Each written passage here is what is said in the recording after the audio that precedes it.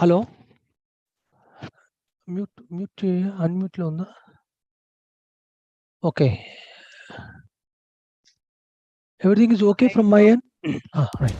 When others feared what was to come, you saw a sliver of light, opportunity. And while some tried to go back, you're going all in, rethinking, reinventing, smashing through new barriers and old fears. And we're right there with you, in the trenches, still grinding, still climbing, as you rally and rise. You are the one who can make this whole world turn. So be bold, be brave, be unstoppable.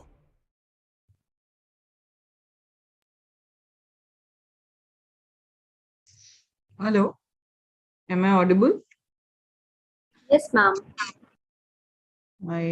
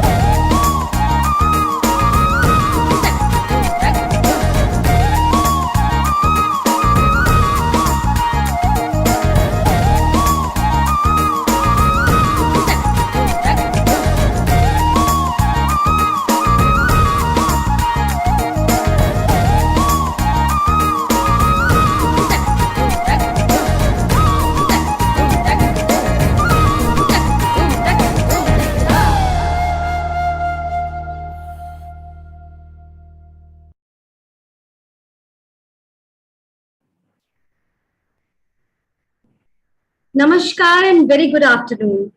A very warm welcome to all our viewers who have joined us today for this special webinar series under the aegis of India Exports Initiative.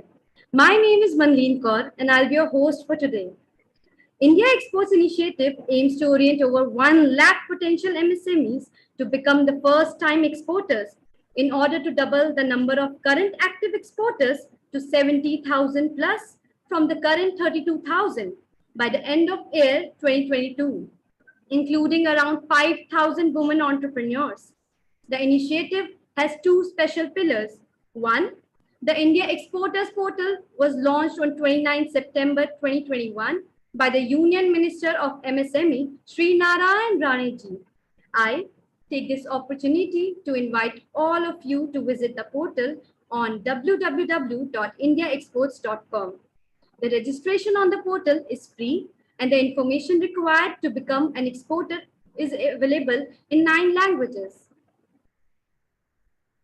Second pillar being sectoral webinars where we discuss specific sectoral export potential with different countries and sectoral opportunities while discussing with successful entrepreneurs exporters from these sectors, facilitators and policy makers. Today, webinar is focused on electrical, machinery and equipment sector, which has immense export potential and has largely been one of the leading exports items from India.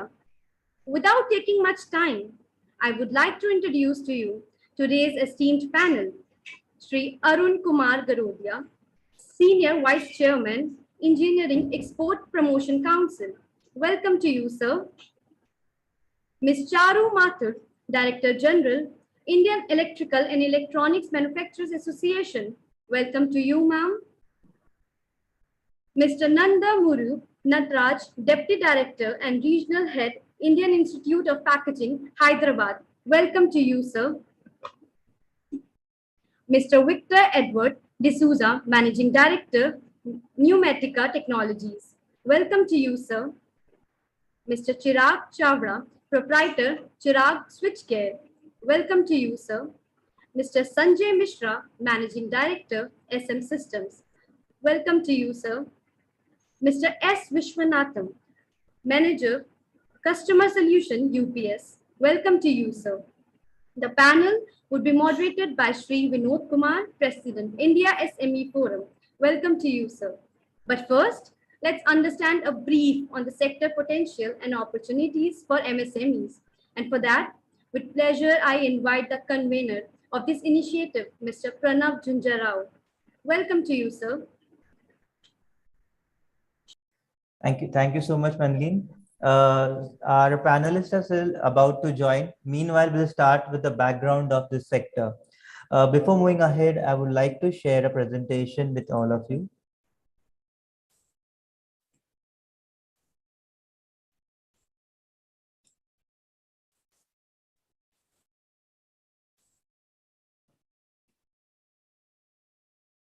So we are talking about export opportunities for MSMEs. Our focus sector for today's webinar is electrical machinery and equipment. So when we talk about this sector is basically divided into two main broad segments.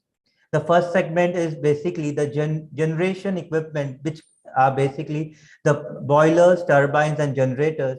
And second part consists of transmission and distribution and allied equipment like transformers, cables, transmission lines, etc.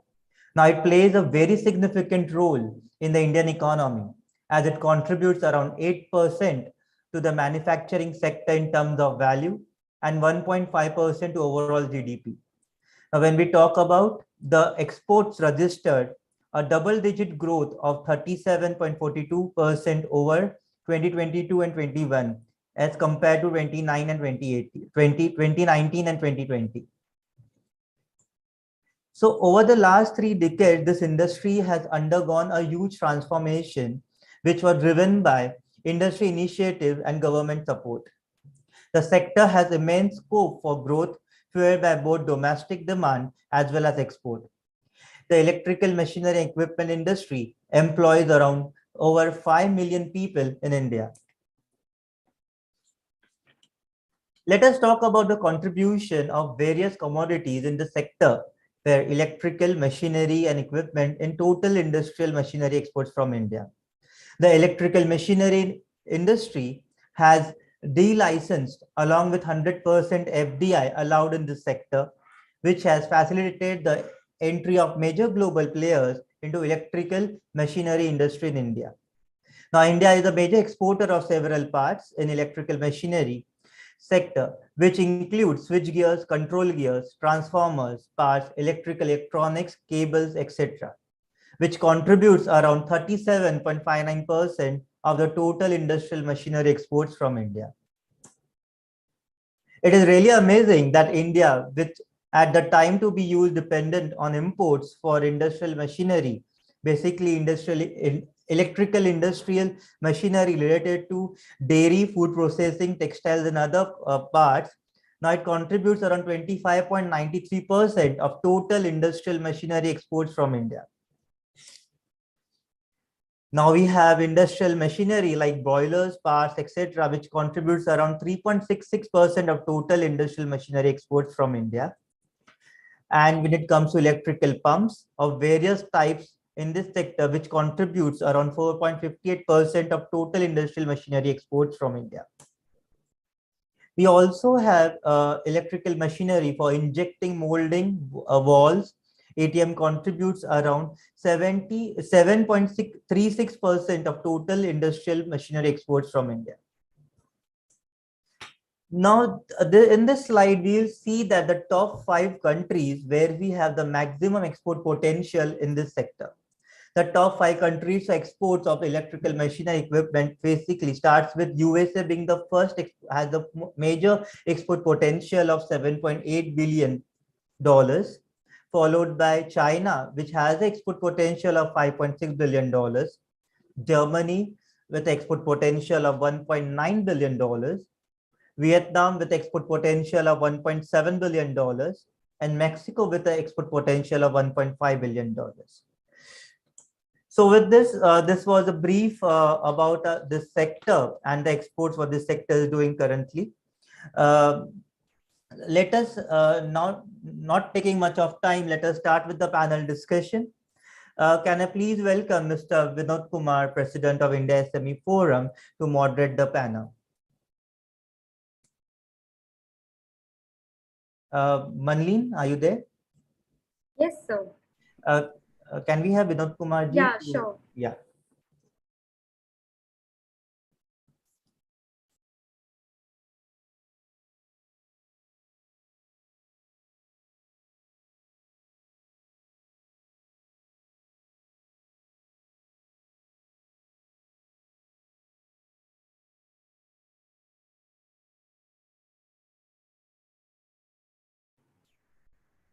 He's just joining. Kindly bear with us. Yeah.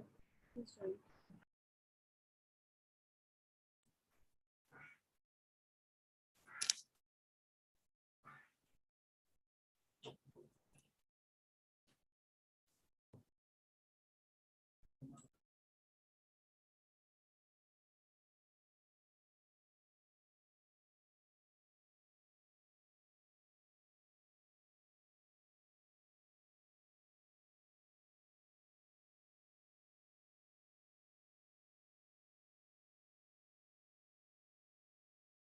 I think we have Mr. Vinod Kumar with us right now. Sir, we are about to start with the panel discussion, and over to you, sir. Sir, you are on mute, sir. Thank you, Pranav. It's such a pleasure to be here. And thank you for the opportunity.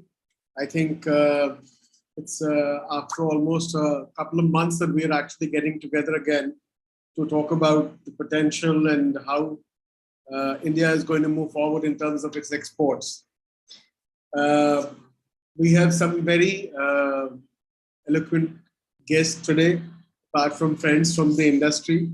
So I'd like to first move to Charu ma'am and ask her, a couple of questions, about the industry. We all are from the industry, but then, it is important to get a perspective from the leading association of electrical and electronics in India. Charu ma'am, we have been looking at a majority of things like Chinese goods coming in, then there's competition from other countries. There's also the withdrawal of GSP status by the USA. We also have non-quantitative barriers from EU, which have given us a tough time. Time and again, there have been calls for building resilience of this sector. So how can we actually build resilience in this sector?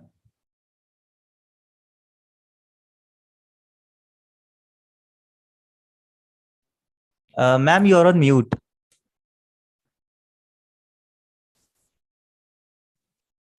Yeah, sorry. I forgot to unmute. So thank you, Vinod. Thank you for that question and a very timely one. By the way, we have interacted earlier in my previous avatars. So good to see you again. Vinod, challenges will always be there. There'll be new challenges in terms of non-tariff barriers that now we are facing. There are world over the discussions on bringing in sustainability, government procurement, a stricter lens on gender, investment, labor, IPR. But, these are, I see these as opportunities for our MSME sector to actually gear up and take that opportunity from the world. Our exports, as I think your introductory presentation already said, it's a robust exports, which has been growing at a steady CAGR of 13% for the past 5 years. And on an average, we are clocking about 25%. But the imports, on the other hand, are also growing at 28% or so.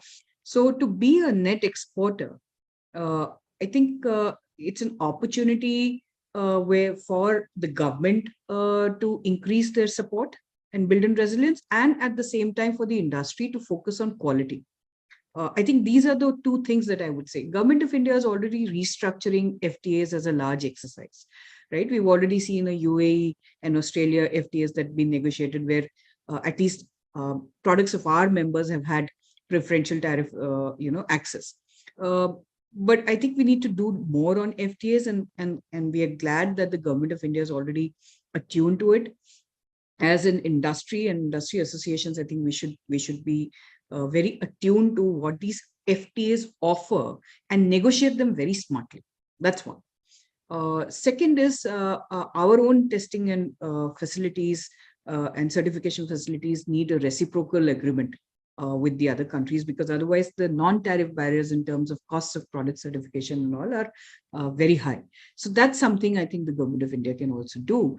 From an industry point of view, I think we've got to have, we already have a killer instinct. We can build in new products like, capacitors and others to look at new markets which are opening up, like Mexico, Hong Kong, France, Japan, Canada, Russia, Korea. These are new markets that we could kind of look at, but we need to be very focused on building standard and quality. So there can't be two qualities, an India quality and an export quality.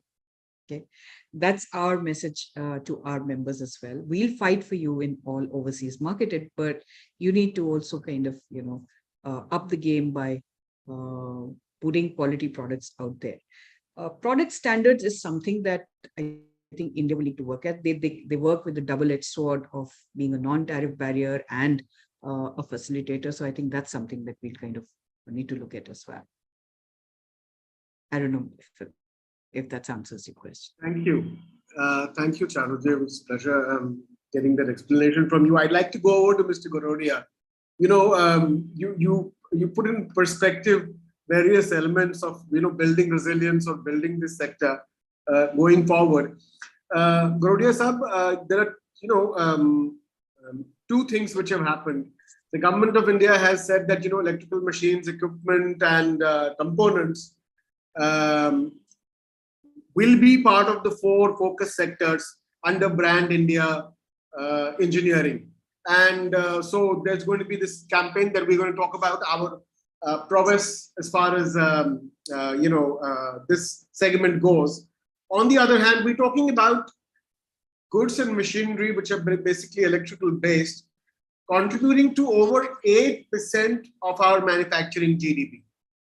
And like Charu ma'am talked about, we're talking about a CAGR of 13%. However, a major cause of that growth primarily has been domestic demand due to increased infrastructure spending. Exports still have not shown the sort of possibility that should have happened. So what do you feel in your capacity as a leading EPC for engineering goods? What do you think is the ailment and how are we going to address it? Thank you, Mr. Vinod Kumar, for giving me this opportunity. Where I was listening to Charu madam, and she spoke quite well what she said. In fact, Brand India, Government of India has been saying for quite some time. In fact, the IBEF also, as you know, Brand India Equity Foundation. So we have been also working with them quite extensively, and we are trying to, brand some of the items from EPC. And this Brand India is a very good subject. I've been attending ministerial meetings. In every meeting, nowadays the focus is changed. Government is all along saying we must produce quality products. It's not only domestic, for exports. Wherever we supply, the product must be made as per certain specifications. And what is that certain specifications? They started talking about Brand India. That is why, after a lot of discussion for the last 3-4 years, PLI scheme has come up, which is very much required now. They have given the PLI even for the electrical grade of steel now. We have been talking for a very long time. Like we talked about wires and alloy steel bars and things like that. PLI has been given to that also. Even the wire industry has been given PLI. Because the brand India is a very important subject. Earlier, we used to just say in our factories everywhere, chalta hai. That sort of a thing cannot work all over the world. We have been in the export business for over 4 decades in my company also. We work with North America and other developed parts of the world. This concept of chalta doesn't work anywhere. Because we are educated, we know how to handle these things. We think about customer, what is the requirement of the customer, what he wants, what quality and what time he wants, what sort of packaging he wants. Everything is nitty gritty. All these nitty gritties, when taken care of, then finally the goods land at a overseas shore and it goes to the customer's place. And then he finds the cargo as a spick and span with certain qualities, whatever he has defined in his purchase order and as per the understanding, and then the business happens. So this brand India concept has to come to every sector, not only electrical sector. This PLI is also a very welcome step. We have been talking about technology upgradation. We have been talking about the skill development. Now government is trying to focus on all these things. We have been talking about these issues for a very, very long time. But it has taken quite some time before, all these things have been accepted by them. I'm sure now with these changed times, things are going to prosper for our country, especially many items we are going to find as a brand India products. Like in EPC, we are trying to brand one of the items as a pumps and valves, which has gone quite far. And I'm sure more and more products will fall into place and we will see good products turning out from our factories in future. That is my take. Yeah. Jala to that. Thank you, Gurade sir. I'd like to go to Victor. Victor is a manufacturer. He is an MSME. So, Victor, on one hand, we have this certain idea that there is a great possibility, there's great potential. On the other hand, we feel that a lot of MSMEs have challenges in everything that they are looking at. So what is it that you feel are the major challenges for a micro, small or medium enterprise? I would not say medium enterprise, but maybe more so micro and small enterprise, for them to be able to, get into a formidable position and export and be competitive in the first place. You're on mute. Sorry. Yeah, thank you, Vinodji, for giving me this opportunity. I agree with the previous speaker, Mr. Arun Kumar, that quality is required. And for export, that's the one commitment that we do have. We are a small exporters compared to the various people in the panel. We are manufacturing industrial machinery and we are supplying to the Europe as well as the US in a smaller way. But what we found that is the commitment and after-sales service in the industry is more important. And second thing is that what we look at is that to grow this business, we need a kind of eco structure that is giving the enlightenment by the ministry or that kind of department that are, and they are going to associate with the association, like every state, every district has got association. But there I personally feel that there is a cluster to be formed, and that is with a certain KRAs and KPIs, and that we are growing by this kind of growth. And that becomes a motivation for the small industries to work with. Most of the time, the small industries or micro industry, they are working on their own energy and zeal to do some exports. But if first of all, we should look at what is the objective of the nation, why that export is required, first and foremost. Of course, we all know that what the answer is going to be like, but how it can be brought to down to the small enterprise, that is not understanding about majorly on the national perspective, but from his own business perspective. So to percolate these ideas and the thought process of the government, I feel that clusters should be that in every association level in their own industry, and thereby there will be a monitoring is requirement, and that should be directly, is like nowadays all electronic media is available, data is available, GST data is available, everything is available. Only what is required is we need a support and motivation in that direction. That's my take. I think that's reverberating everywhere. Very correct. Very correct. But some very important points. Vision needs to percolate down to the cluster level, which is where exactly the action is. And if we are unable to show action at that level, then most of the things that we are talking about at national level may not come out the way we want them to. I go to Sanjay ji. Sanjay ji, you are into switchgear. You've been working. You've been exporting also. Where do you find the potential, and then where do you find the connect for an Indian enterprise in markets around the world? Thank you, Vinodji. It's a long time we have been meeting, and probably post-COVID, this is the first time I've been meeting you on this forum. Thanks for the entire panel. Primarily, I feel local presence is very much required to grow the business. In whichever country, like we do in Vietnam, we do in Germany, we have to have a local guy. The local presence plays a very vital role to be a connect between the manufacturing place to the distribution place. So we have some distributors across globally. So what we have done, we have appointed local reps there who are on our roles, and they play the hand-holding or synchronization between the factory and the customer demand. Primarily, it is moreover on synchronizing what we say, what we deliver, and what the customer gets. If this all three things are been properly met, then you get repeat orders. The major requirement is that the customer should be consistent, and you should be able to get repeat orders.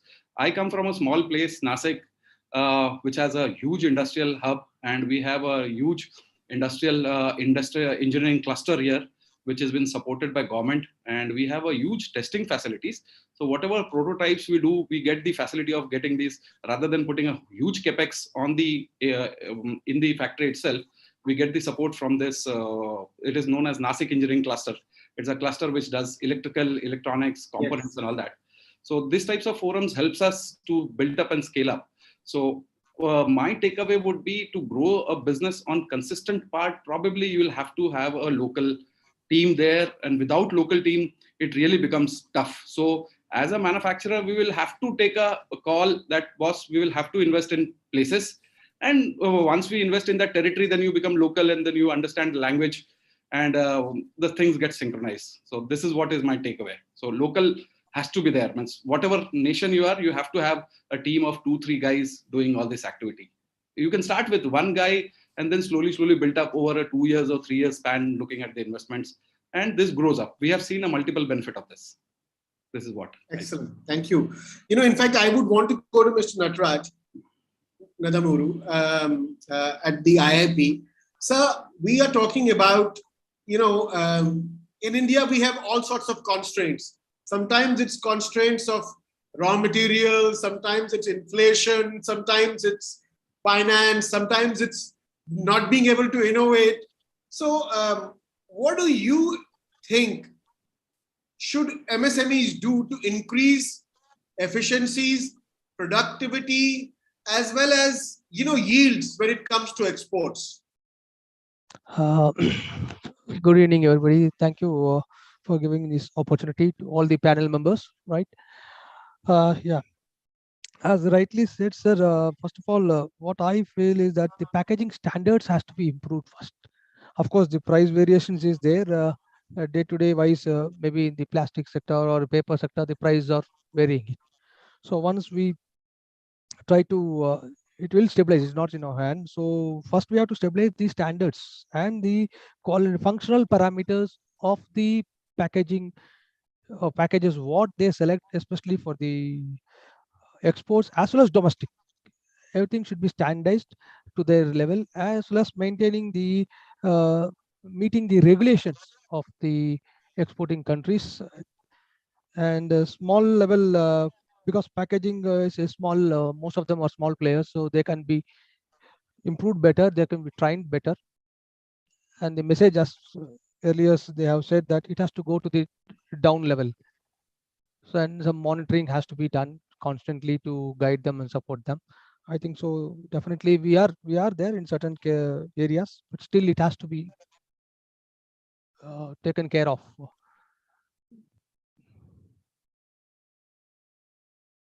In fact, we have the pleasure of Mr. Vishwanathan he has been working with the engineering electrical industry at UPS. So we'd like to know from him, you must be having multiple clients across the entire length and breadth of this sector, Mr. Vishwanathan.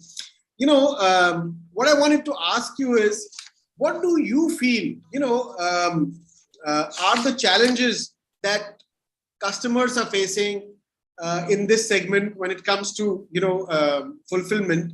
And please also share some industry insights on, what do you feel this industry is all about, and where's the potential, and what, how far are we from the goals? Yeah, sure. Thank you for inviting me, and it's a privilege to represent UPS in this prestigious forum with our distinguished panelists and our audience today. So, as Pranav mentioned in his introductory presentation, that electrical and electrical machinery is an upcoming sunrise sector in India.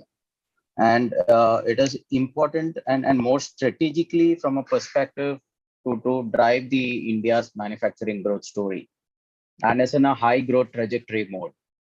And with many SMBs starting to take advantage of the government push towards the Make in India products, there also comes supply chain challenges, mainly from an Indian perspective, that I can recollect some of our customers telling us that global network connectivity into international markets, that is one of the biggest areas that they want help on. So it helps business expansion, it increases business competitiveness, and through UPS's direct flights between India and Europe, that acts as a complementing feature to our manufacturing SMBs.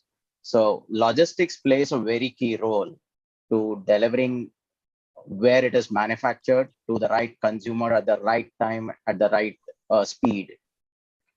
Digital integration and technology adoption is one such important aspect of this sector, especially when you talk about electrical and electrical machinery. They are more turning towards automation now. You find automated pumps, automated electrical machinery. Right now, there is a concept of smart home coming into picture. So everything is going into smart technology way. So digital integrated manufacturing and logistics processes through a scalable and technology-driven approach across supply chain players, right from raw material procurement till consumer delivery, through customized UPS technology solutions, pave the way for bringing in competitiveness, process improvements, as Mr. Nataraj mentioned about packaging enhancements. These are something that will act as a complement to grow this industry to the next level. The other aspect is speed to market. Often we understand that adhering to customer requirements is one of the key to grow in this segment. And when you're talking about worldwide, it's a different ball game. You have different customers adopting or using your products in different ways, right from automobile to rocket science. So when you talk about that, predictability in supply chains is equally important. And speed to market, you drive speed to your customers. That becomes some of the key requirements in the segment. Just to a little expand on digital integration, an apt example would be the COVID pandemic situation. And it forced everyone to be on digitally, mobile, contactless. So what we expected, the digital push to come much later, the COVID pandemic forced a revolutionary digital push to all businesses to adopt technology, integrated processes, and it was much faster than anticipated. Now, I can recollect an instance, an SMB customer had selected UPS as their partner for their business. Due to the pandemic situation, the customer businesses had severe challenges and systems were not integrated. And typically, as with UPS, we proactively reached out to our customers, explaining about how UPS can assess their challenges and give solutions. So we thoroughly assess the customer's business needs and challenges and recommended integrating knowledge processes via the UPS technology platforms. So not only did the customer enable using this platform to ship B2B, he also took this opportunity to expand it B2C. So now the overall business expansion is not between two companies, it's between directly the end consumers. And we were surprised. Very correctly identified, Mr. Vishwanathan, that when it comes to digital absorption and digitalization, as far as this country is concerned, and our SMEs are concerned, it's extremely important that we do it now more than ever. And the COVID definitely was a great opportunity for everybody to come face to face with the possibilities of what you could do. Even though you were immobile, you did have to operate only from your homes, and you still had to run factories which were around you and or maybe 300, 400, 500 kilometers away from wherever you were. But it was all about finally getting work done wherever you are. It didn't matter.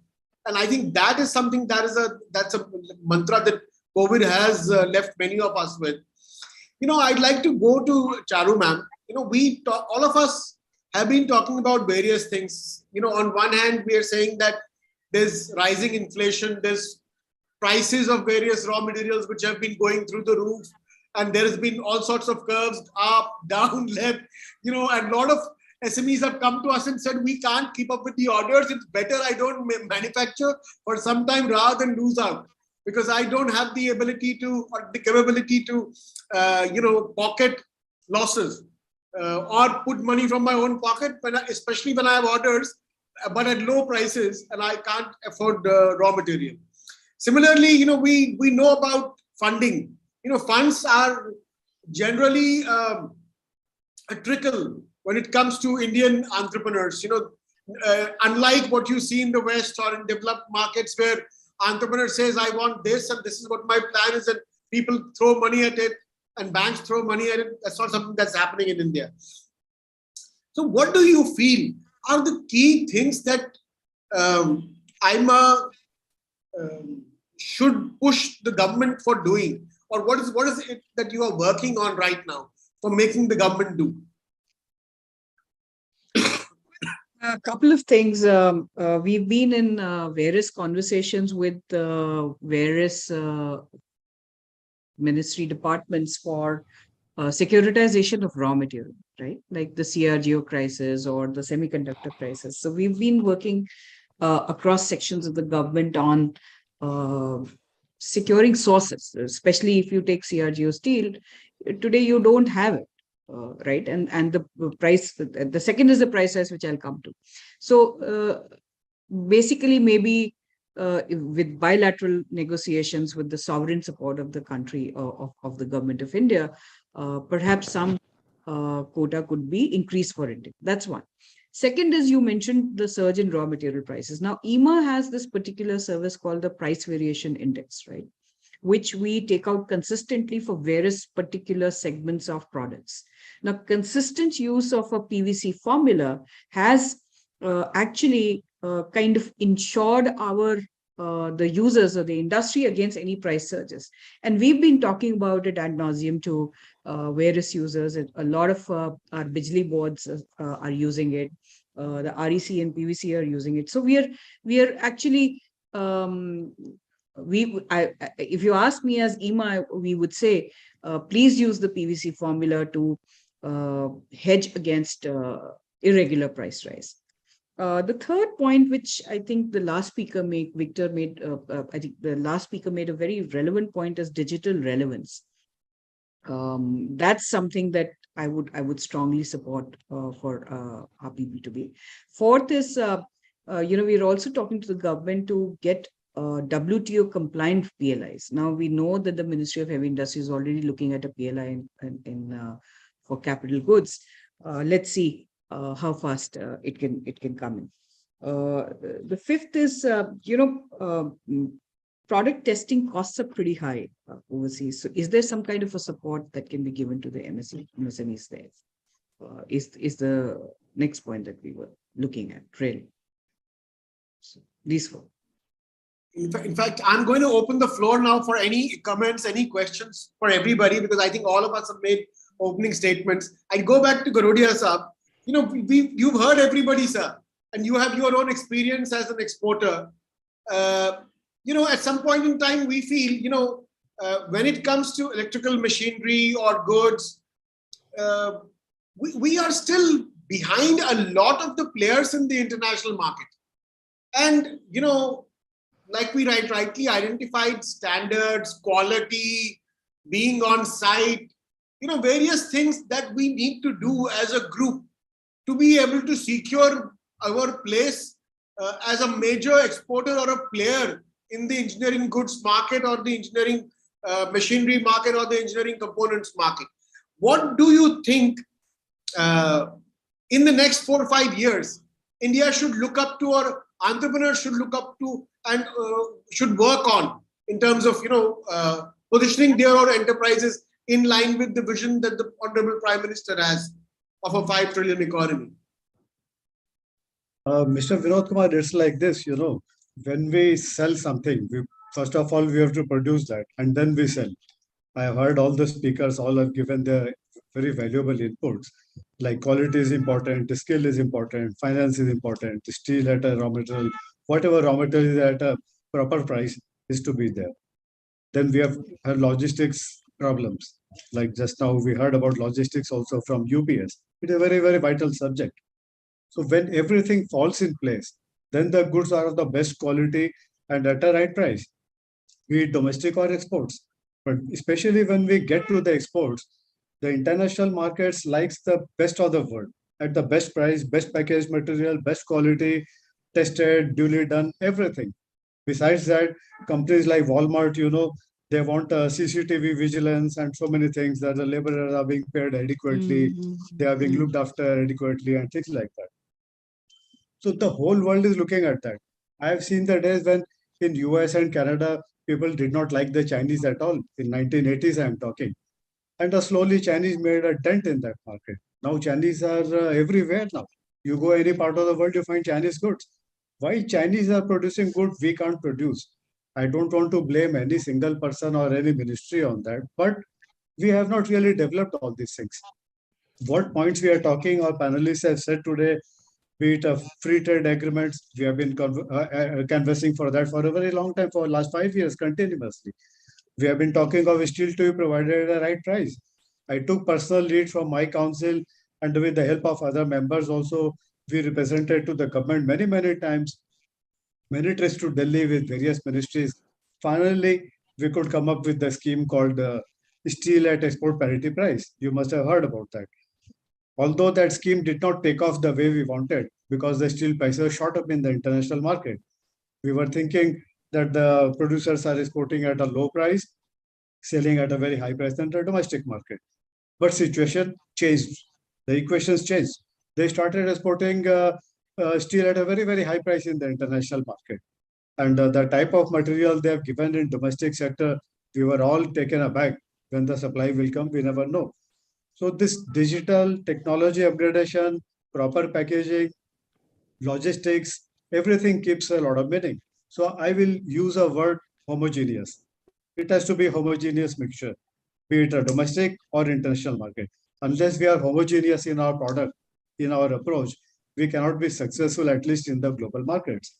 Global market thinks of the best quality things at a right price. That is what we have been seeing. Now China is dominating. Why so far the electronic goods industry was dominated by China only? India was never existing. I kept on telling government, although we come from engineering, but I always kept on telling this electronic entertainment, this industry is a very, very big industry globally. Unless we attack that industry, we'll never get a big boost. So now this government has realized they are trying to bring up a lot of electronic industry in India, like Samsung has come, iPhone has come, Apple has come. So many different industries are coming. EVs are coming in India now. So this is a game changer. We have to be very, very fast. Our decisions are very slow. Because right now, just now you said, whatever we import, the quality is different. What we produce in India is different. Same thing is for the machinery today. Why only electrical? Every sphere of life we find, whatever product we buy. When we import the machinery, that machine is quite expensive, but yes, it gives the international grade of material also. And it gives a very fast production. The Indian machine, which produces say 1 unit, the machine which I bring from Germany or US, it gives me output of 5 units. So I'll prefer to go to that. And when that machinery gives me a production, that product is accepted internationally. I can go and sell in any part of the world. But my Indian machinery really does not give me that sort of a quality. So we are still lacking on that. So we have to have a homogeneous situation of all these things. Raw material has to be at a right price. Finance has to be provided. Logistics has to be at a right price. Technology upgradation is a regular process. We can't say that today I have upgraded technology. After 2 years, I don't want to see that. Every time we have to keep on seeing that. Today is digital. We are talking about robotics. We are talking about Industry 4.0. But let me tell you, we see that industries in India, they are not even compliant of Industry 2.0 so far. 4.0 is far away. So we have to have very meaningful things. We have to go to grassroots levels and change all these things. And for that, everybody needs a fund. Today, bank will give you a 12% or 15%. So who can borrow technology? There is no business where you have a margin of 50, 60% or 100%. So these things have to be in a very, very soft terms. I've been pushing government to give the technology upgradation fund to all the councils, not only EPC, so that our machineries are all top class in the world. If I could just Please feel free. Please continue, Charu ma'am. Thanks.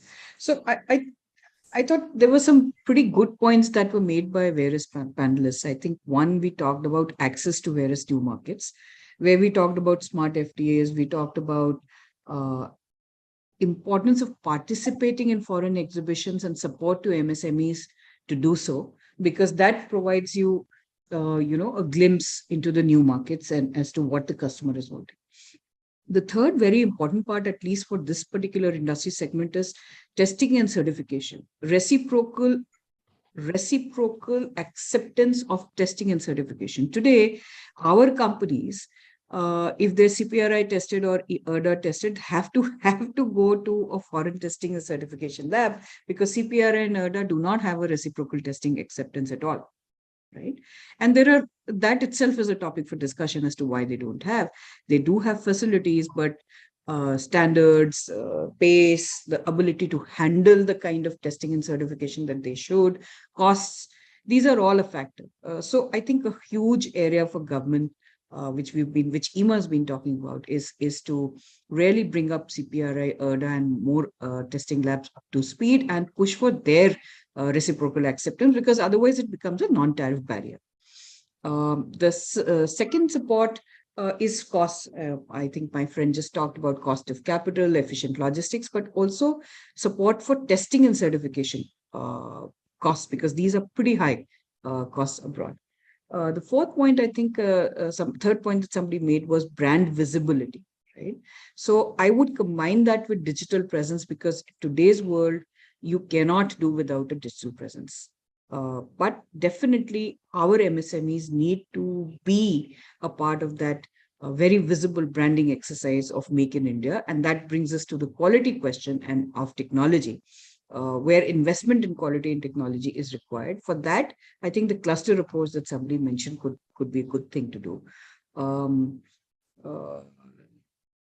Standards, new standards. And the last but not the least, I think, we are stuck in the same generation and T&D kind of a situation. There are huge opportunities for Indian companies to explore newer areas that are coming up: battery storage, power electronics, green hydrogen, and other than the core. So there are opportunities there that our MSMEs must explore, and there we can kind of take a lead. For that, of course, FDI is required, and therefore the right type of policies, the right type of skills, a startup ecosystem encouragement, and supply chain security. I think these 4 points we'd probably need to look at. That's all. I think Vinod sir has some technical issue. He'll join back in some time. But with that, also would like to know views from Mr. Nandamuru Natraj.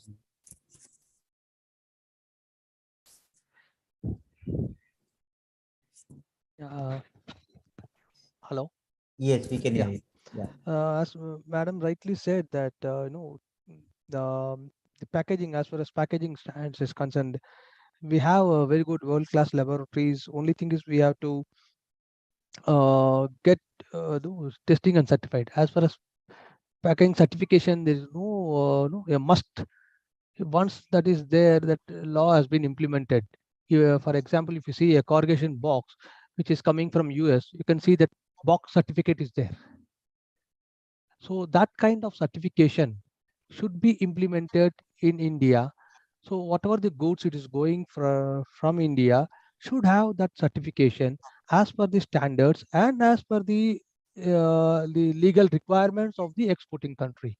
Because all this testing has been done as per the world standards, name it ASTM standard or ISTA standards. When you are comparing, when the certification, the testing is been passing under ISTA standards, then definitely that, as Madam rightly said, it has to be accepted. Again, we are sending to other foreign labs. Again, they are doing the test. Then sometimes it may get passed, sometimes it get rejected. So that kind of acceptance should be there. That has to be implemented from the grassroots level, both in domestic as well as export market. That is the one thing, and definitely the packaging standards has to be framed and has to be that specifications and the availability of that particular packaging designs or structure or materials. I think so that definitely will give very good enhancement. Maybe in the over of couple of years we can see that improvement. That is much is there, because a lot of India has the potential of getting all the packing materials in India itself. People are maybe few are following that, and majority of people are not following. They see only just as a corrugate box mein dal ke bech do. It's not that. That days are gone. So once we at least succeed in that, I think so definitely we will. And the two is to do that. One is the structural design and the graphical design. Both are equally important. Once if you success in this, then definitely I think so there will be a place for Indian goods in the export market. Thank you. Thank you. With packaging, I also believe that as Mr. Vishwanathan was talking about logistics, any final comments would like to talk? Would you like to have on the same subject or for the sector? Sure, UPS definitely supports our customers with package design and test labs that do a drop test and certify these packagings at a certain grade. Not only that, one of the key factors when it comes to packaging and exporting to international countries is sustainable packaging. So they also look at how sustainable your organizations are, how sustainable your packagings are. So it's more about driving packaging as a very valid point, as Ms. Natraj says. We would take it a step ahead and move it to a more sustainable packaging that can be recycled, and that adds value to your company's credibility in the international segment. Thank you. I just got a message from Mr. Vinod Kumar. He is having some technical issue right now. Before we close down, I would like to also have final comments from Mr. Sanjay Mishra ji. Sir, you are on mute. Yeah, thank you. Thank you. First of all, great to have so eminent panel. Some things to learn, I had been to Hanover just 2 days back. I think we should learn something from Turkey, the way they have come out, the way the Turkey Industrial Association has come out, and the acceptance in global market has been there. So we think that we should have some common exchange forum programs with some associations so that we can learn how they have come up, and they are really being a good global export market. So this is what is the takeaway, which I'll finally say. There are some countries which have really come up really nicely, and we have to be up to that standards consistently and constantly. So this is what is my final takeaway. Thank you, Mr. Mishra ji. Mr. Victor D'Souza, we would like to hear you as well. Sir, you are on mute. Yeah, I second Mr. Sanjay Mishra's opinion. It is the interactions between the like the people who are already exporting, and we learn from them the more, so that this kind of sessions can continue. And second thing is also international level. There are associations like there's one. Fluid Power Society of India. So similar associations are there. If across the associations, if some kind of dialogues being established, then probably we'll take more from them with such interaction. That's my comments.